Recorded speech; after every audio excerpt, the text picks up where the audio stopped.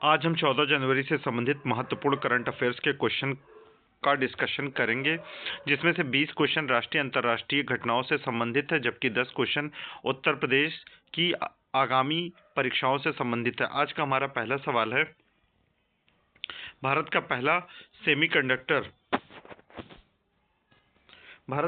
Semiconductor Feb plant किस राज्य में शुरू किया गया? इसका सही जवाब है गुजरात।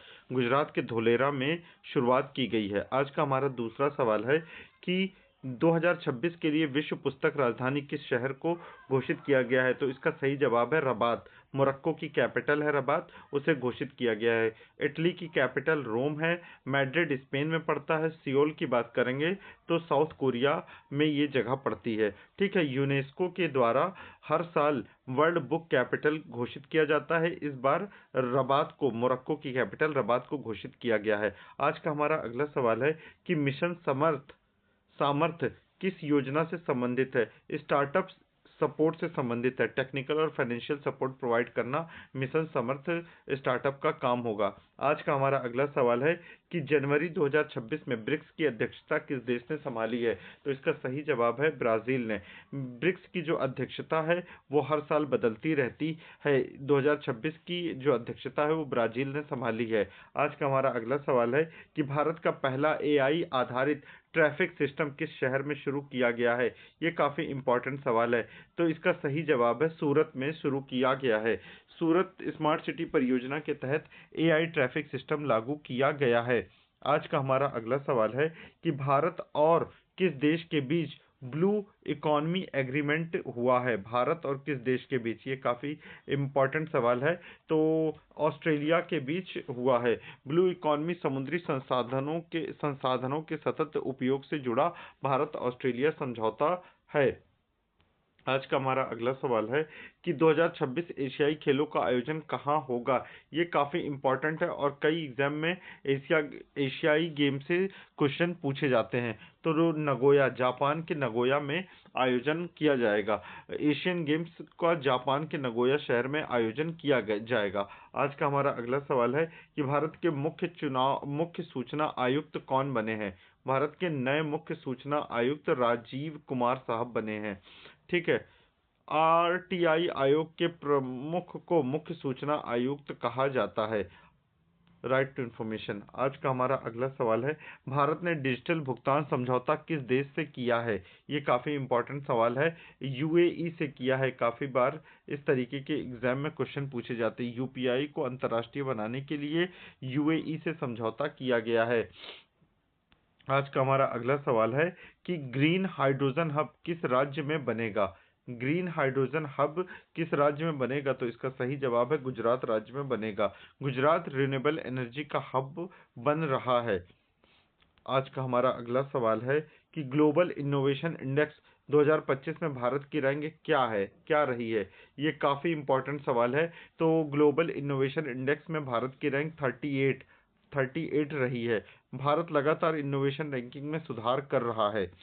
आज का हमारा अगला सवाल है कि सूर्य किरण सैन्य अभ्यास भारत और किस देश के बीच में होता है? सूर्य किरण सैन्य अभ्यास भारत और नेपाल के बीच में होता है।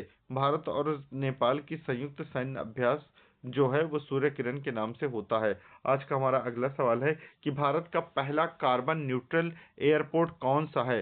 भारत का पहला कार्बन न्यूट्रल एयरपोर्ट कोचिन है। कोचिन जो है ये कहाँ पड़ता है? केरल में पड़ता है।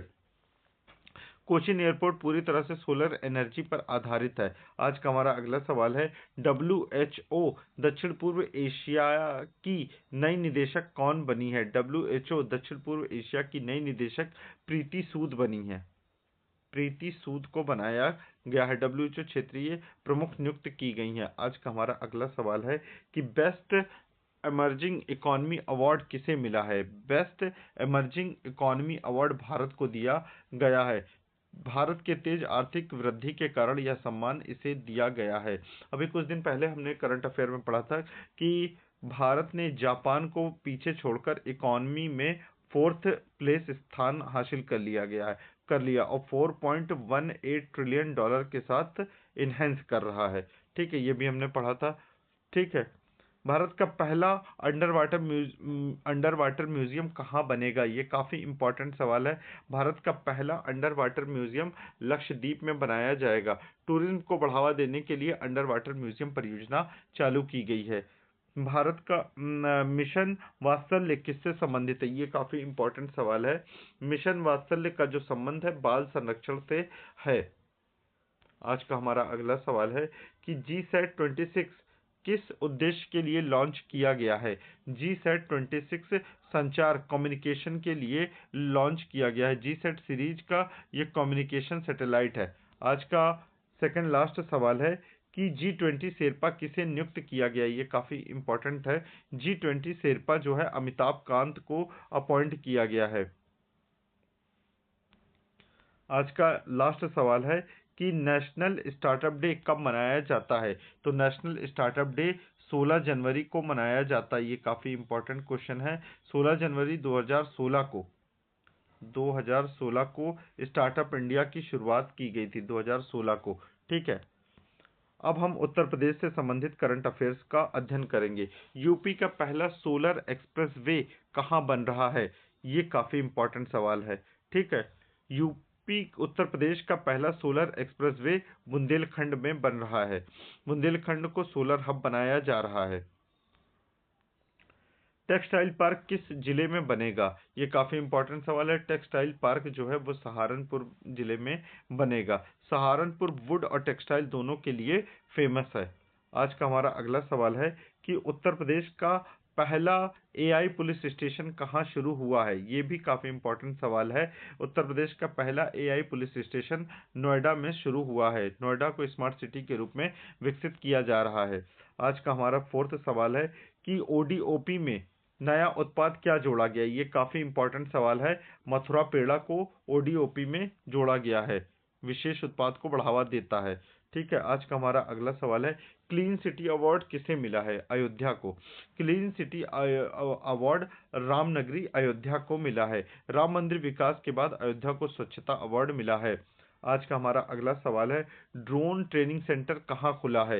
ये काफ़ी इंपॉर्टेंट सवाल है। ड्रोन ट्रेनिंग सेंटर का जो खुला है वो प्रयागराज में खुला है। युवाओं को टेक्निकल स्किल हेतु ड्रोन सेंटर बनाया गया है। आज का हमारा अगला सवाल है कि किस नदी के पुनर्जीवन की योजना शुरू हुई है? तो गोमती नदी के पुनर्जीवन की योजना शुरू हुई है। गोमती नदी का उद्गम पीलीभीत के फुलहर झील से होता है। लखनऊ में बहने वाली गोमती को साफ करने की योजना बनाई गई है। मेडिकल डिवाइस पार्क कहाँ है? मेडिकल डिवाइस पार्क बनाया जा रहा है जो कि नोएडा में बनाया जाएगा। यमुना एक्सप्रेसवे क्षेत्र में स्थापित किया जाएगा। आज का हमारा सेकंड लास्ट क्वेश्चन है उत्तर प्रदेश का यूपी का ब्रांड एम्बेसडर कौन बना है? तो यूपी का ब्रांड एम्बेसडर अमिताभ बच्चन को बनाया गया है पर्यटन और निवेश को बढ़ावा देने हेतु।